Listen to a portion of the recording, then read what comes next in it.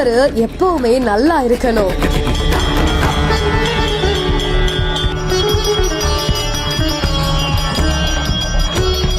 TVK தலைவர் பிறந்த நாளுக்காக தங்க தேரை இழுத்து வேண்டுதல் செய்த புசி ஆனந்த் மஞ்சள் உடையில் பக்தி பரவசத்துடன் மக்களுக்காக போட்ட அன்னதான விருந்து.